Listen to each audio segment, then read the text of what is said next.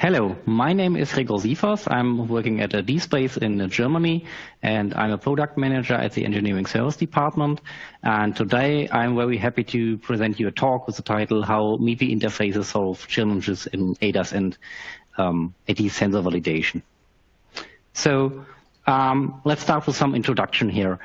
So today, if you are driving a car, if you are the driver, you are responsible for everything. Yeah? So this means that, of course, there are some driving functions that may assist you, but you are in charge for the driving.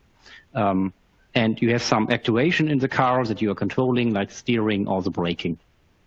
But if we now go on to autonomous driving, we will have a much complexer system because the driver is not in the loop. The driver is not responsible for driving.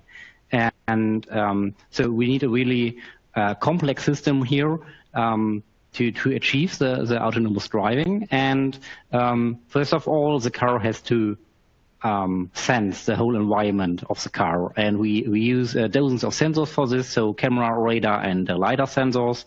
And we have very high data rates with dozens and hundreds of gigabits per second. And based on this data, we then process and do some perception and fusion steps, following by some driving functions like prediction and understanding. And of course, we still have the steering and the braking and so on.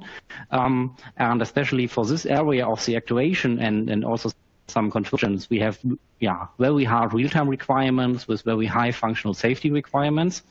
And these are very similar to the functionality that we see today in the cars with the classic control applications. And you use a model-based design here mostly because of safety.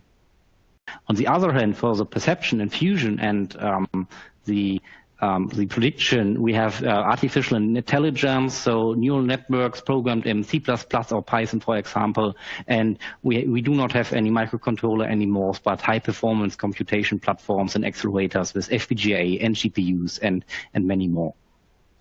So this means that we have new tooling here with new programming languages, and we have much higher data rates compared to what we see today in traditional cars.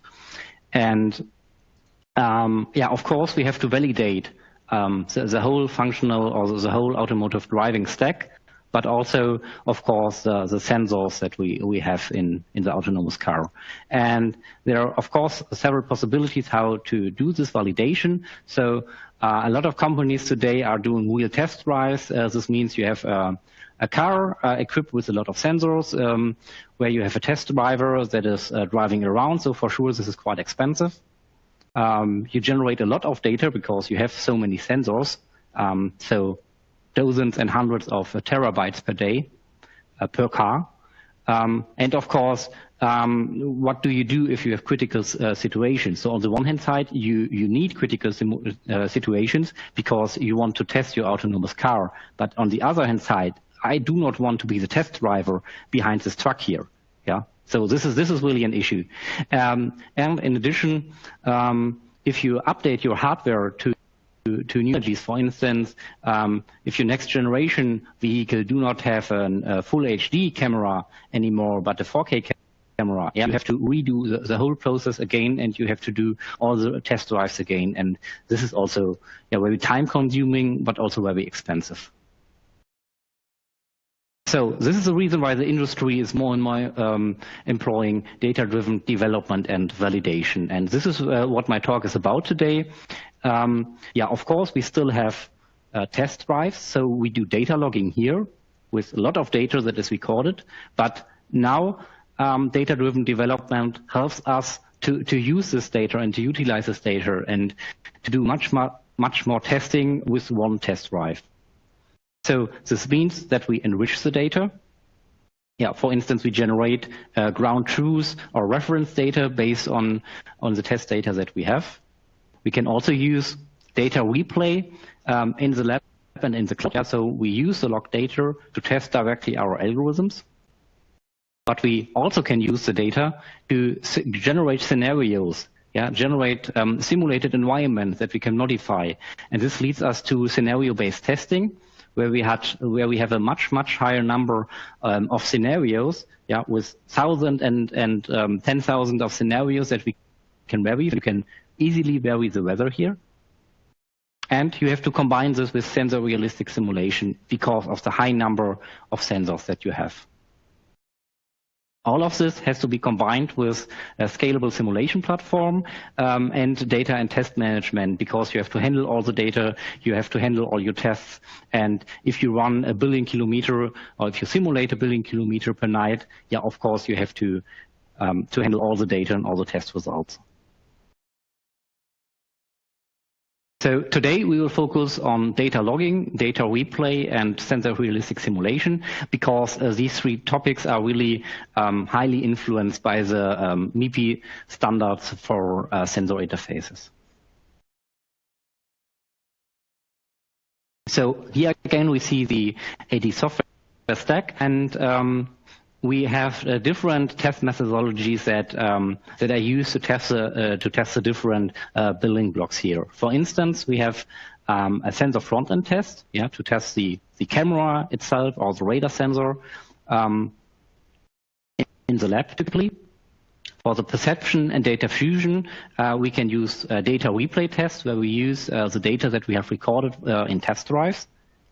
But we can also use a closed loop software and hardware in the loop simulation, where we have a simulated data, artificial test data, and we can not only use this for the perception and fusion, but also to test the driving functions. And we can do closed loop simulation, so you really can simulate and test your control loops in your algorithms, which you cannot do with recorded data, for instance. Of course, we still real test drives. That is no question. Of course, we need real test drives, but this is only one component in the testing and not the major component. For instance, for the release testing, of course, we need real test drives, but we have done thousands and millions of tests before the test drives in a simulated environment. Okay, so this is an automotive front camera architecture, a typical architecture, where we have a lens and a camera image sensor. This camera image sensor is connected to an image processing unit via MIPI CSI-2 and D-PHY protocol to send the image data to the processing unit. And we have I2C channel for control. So in the past, we have seen proprietary standards or interfaces like parallel interfaces and LVDS here, but this is, in most of the time replaced today by the MIPI standards. We see that CSI-2 is also more and more used in the radar and LiDAR applications because of the increasing data rates also here.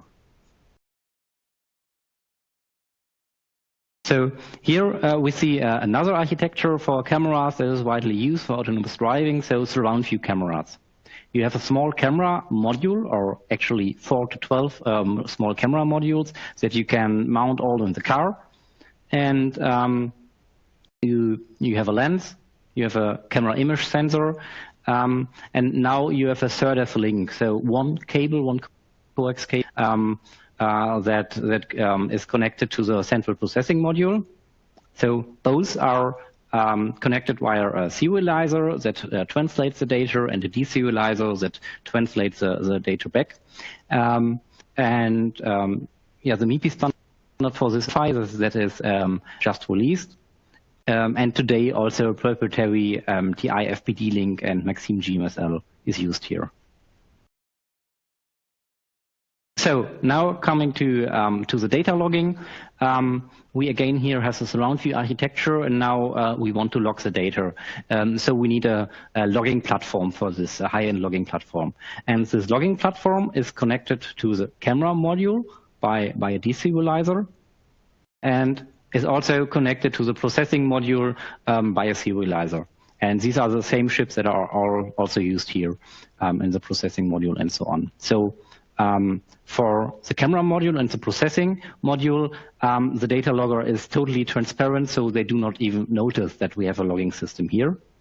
But of course, we need a high-end SSD to store all the data from the camera module during the test drive. So this is an example of a high-end logging platform. This is a DSpace Altera system. We have a Xeon CPU, a server class CPU.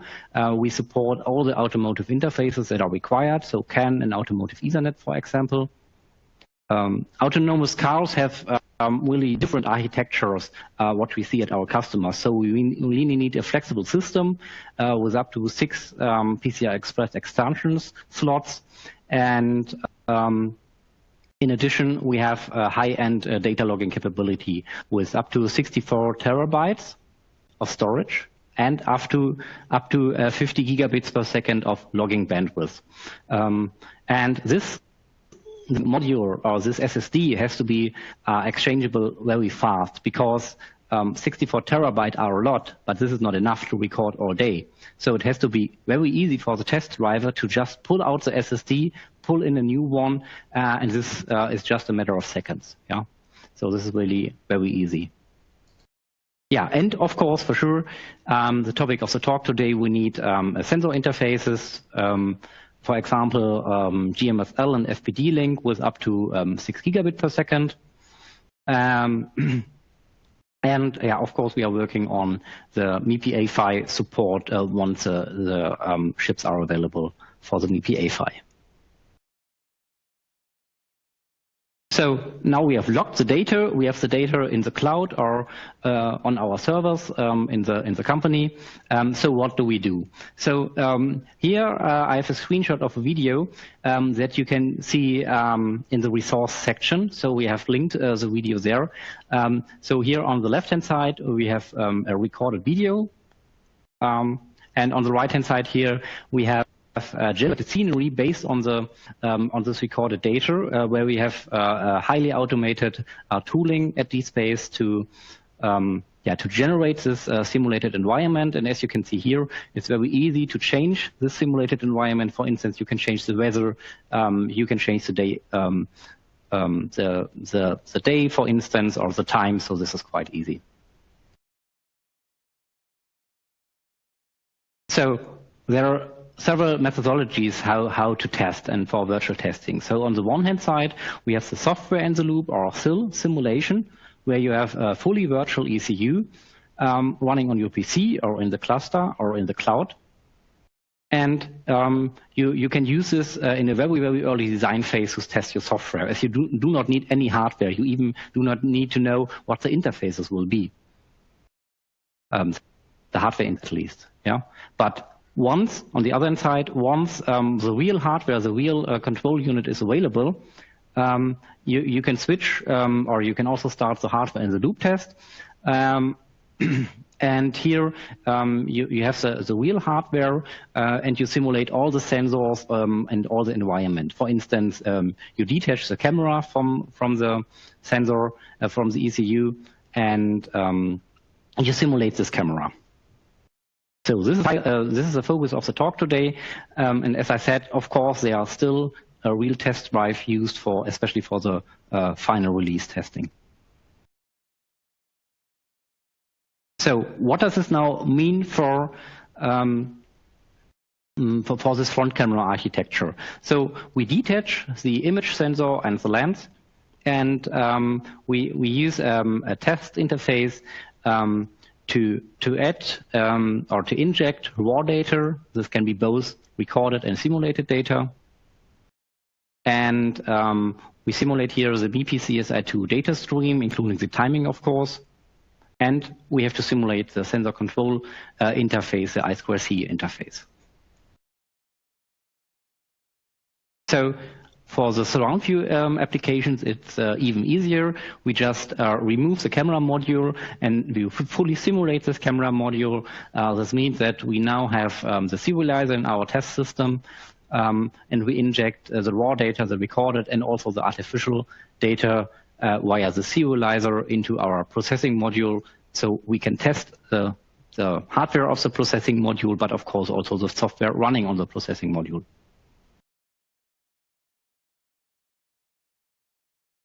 So Now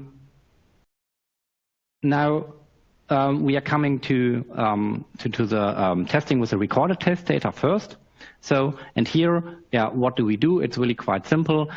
We just use the recorded data and send it via the test hardware into the deserializer. Yeah, of course, that easy. We need a bit more. So that's the reason why the next slide here shows the environment that we have. So we have here a test management system where we have the data in the data center and also in the cloud. And we have annotated this test data. This means that we have ground truth or reference data that is also stored in the cloud. So we use here a playback system to send the data, both the raw sensor data and the bus and CAN and Ethernet data to the system under test, so to our autonomous driving ECU. And we also use the bus and network interfaces to receive the result of the test and to compare the result against our ground truth, against our reference. And then, yeah, we have to log the test result. And this is a very, very important part, because if you run 10,000 of tests, then you really need an easy way to see, hey, what worked out, what was okay, and what was not okay. So going more into detail, how does this look like? So we have here a central replay PC where our software RTMaps is running, for instance, that receives the data from the cloud or from the data center. And here on the RTMaps PC, the data is split, and we send the sensor data to the environment sensor interface or ESI unit, where the data is translated to the particular sensor interface required here for the test.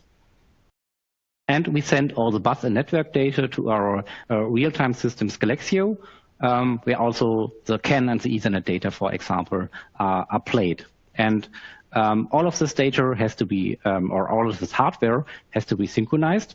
So this is achieved via PTP, so the precision time protocol. Yeah, and last but not least, you of course need a test automation and data and test management system here to handle all the data, to handle the high number of tests that you can do using this architecture. Okay, so this was the testing with the real test data. Now we switch to the simulated test data, to the artificial data. And yeah, how does this look like? So here we have an image of an simulated scenery. So this is our latest software here for the camera simulation. And we inject this simulated image into the processing module that we want to test. We use simulated traffic scenarios here. This means that we can test all relevant corner cases. We can have thousands of different scenarios based on a single test drive, on a single scenery. And we can, for instance, easily change the weather. We can change the number of pedestrians. We can even switch the scenery from a German street to an American street. Yeah, also this is quite easy possible. And of course, you can use the virtual testing here to do closed loop simulation to test your control loops into your code in your ECU. So this is a typical architecture for such kind of a AD test system, sensor test system for hardware in the loop. You have, again, our Galaxio real-time platform where you have the vehicle and environment models running. So this has to be run in hard real-time to fulfill the real-time requirements here. This data is then sent via Ethernet to a simulation PC that has a very, very powerful GPU. And here we have the sensor models, for instance, for the camera with the lens simulation, with the Bayer pattern simulation. And this data then, these images are sent via DisplayPort to an interface unit. So, for instance, the ESI unit that on the one hand side provides all the SerDes interfaces and all the sensor interfaces that are required by our test platform, by our ID controller. But you can also run camera sensor models on the ESI unit if required. So now I would like to focus a bit on the challenges that we especially have on the sensor simulation side, on the GPU. So we want to verify sophisticated AI algorithms for autonomous driving. And for instance, we have to fulfill the ISO 26262 requirements for safety. And for this, we really need very accurate and especially verified sensor models for camera, radar, and LiDAR. So for instance, we need ray tracing, especially for the radar and the LiDAR simulation. And yeah, a very accurate weather simulation is required for the LiDAR and for the camera simulation, for instance, and many, many more. But also very important is the use of open standards and open standards for the sensor simulation. If you have two suppliers in a car, so the radar is from one supplier and the camera is from another supplier, then both have to work together. So you need an open interface that can be supported by both, for instance, the Open Simulation Interface or OSI. And also other standards like OpenDrive and Open Scenarios are very helpful here. So coming now to the interfaces, we have here support for all relevant sensor interfaces with up to 10 gigabit per second. A single unit here can simulate up to 50 gigabit per second with up to 12 sensors.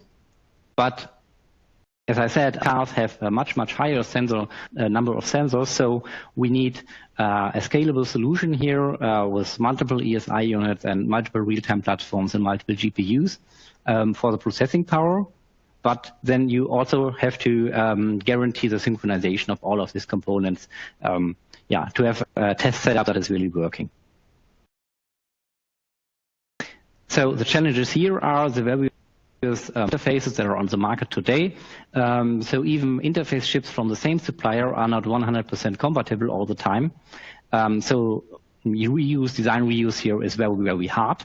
And the solution today is a modular test hardware and a highly configurable simulation software. And of course, a MIPI CSI-2, at least for the front camera domain. But tomorrow, we will hopefully see standardized sensor interfaces like the MIPI A-PHY that is really, really helping here. So not only on the car, but also here for the testing and the verification. Yeah, and in addition here, the image sensors that are provided by multiple suppliers, they have and they do not have a standardized configuration interface at the moment. So this means that these imager chips have hundreds and thousands of different registers and different configurations, and all of them are different. So this is really a challenge in the customer project, especially for the test systems, but also for the engineers that develop the driving functions. And the solution here, at least for the testing, is to have a highly configurable simulation platform.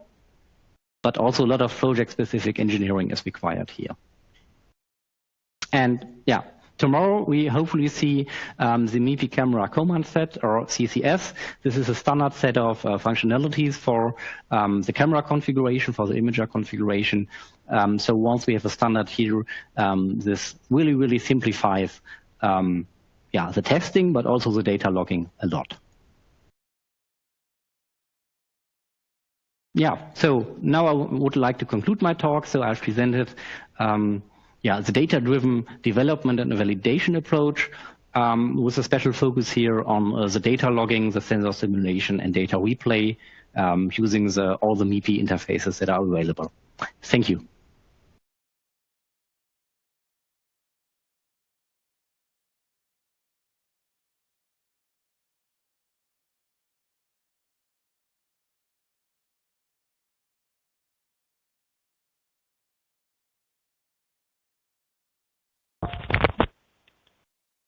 Thanks, Gregor. Appreciate that. Thanks you very much for your presentation. I encourage questions to come in the Q&A pane. And I see that we have one already. What sensors and how many sensors will be required for autonomous driving?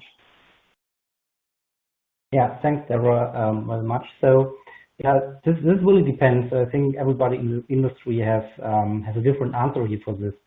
So, for sure, we will have a camera, LiDAR, and radar sensors, I think, but also ultrasonic that is still required and very popular.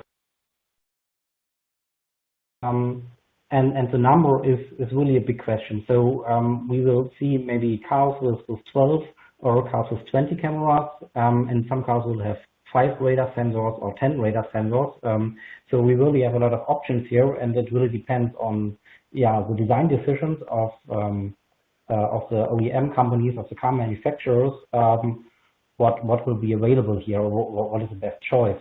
And maybe the most important, or no, maybe the most interesting sensor is the LiDAR sensor, because they are quite expensive at the moment, but very useful in the project. And the big question is, we will see one LiDAR sensor in the future in the autonomous car, or maybe 5 or even more.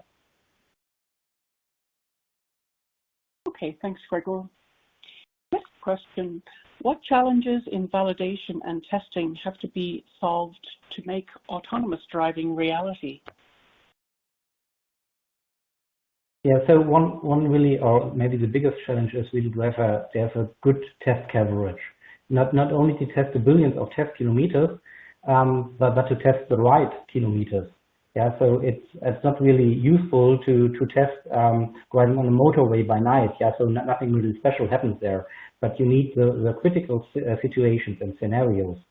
And in addition, you have to test a lot, and you have to repeat your testing. For instance, if you have a new software version, then in best case you repeat all your testing, and this can be done by software in the loop. If you are using cloud infrastructure, where you can have a massive parallel simulation, and you can use testing in the lab with hardware in the loop. And maybe only a small fraction of the testing is then achieved by test drives on the street. Yeah, so we have a lot of different mechanisms here that can be used for this and that have to be used. Thank you. Next question. Is there an advantage of synthetic simulated sensor data over recorded test drive data for testing? Yeah, so this really depends on the use case of the test engineer. So if you want to test your camera functions or the camera module, then this recorded data is very, very useful. On the other hand side, if you want to test all the autonomous functions where you have multiple sensors, so where you, for example, want to fuse the camera and the LiDAR data, if you have to do a localization in the surroundings and so on and so on, so all this AI functions that involve all different and multiple sensors, then this is quite challenging with recorded data because of the synchronization, because of the control loops in this algorithms and so on. The second advantage is that you can really change the scenery and the scenario quite easy. So, for instance, for a LiDAR sensor, a fog or rain might be a problem, and you can really vary the fog cloud or the weather conditions, for instance, or the lighting environment for a camera can be changed. So this is very easy, and this can be highly automated. Yeah, so for instance, you design one test scenario and you have hundreds and thousands of variants of this to have a better test coverage. And in addition, it's very easy to change the environment. For instance, to test an algorithm with a Chinese traffic light, but also with a traffic light in the US and in Germany, or a traffic sign. Yeah, so this is really very, very easy to exchange. And so this is what our customers are doing here.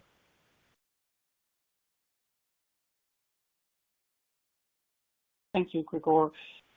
We do have other questions coming in, although we are out of time, I'm afraid, so we can follow up with those requests from the attendees. Thanks again, Gregor. Appreciate your presentation. That was very interesting. And I would encourage the attendees to return to the engagement hub to access information on the next session. Thanks again. Thank you.